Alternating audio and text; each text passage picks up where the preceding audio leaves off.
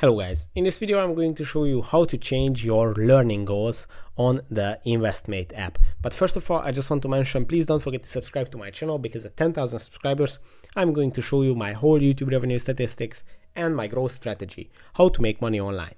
So let's jump into it. First, open the Investmate app, then you have to go to the settings menu, and at the settings menu you will see the My Goal section.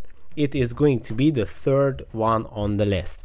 As you can see, you just have to tap on it and it's going to open up the change goal menu, where you can change your goals that you have chosen at the beginning when you have signed up to the app. As you can see, these are the 3 different goals that you can train for: learn the ABCs of finance, become an expert on CFD trading, and learn how to predict trends.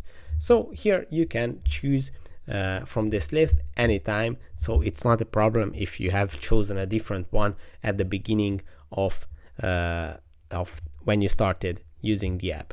So that's it for this video. I hope it was helpful for you. If it was, please consider subscribing, and see you in the next one. Bye bye.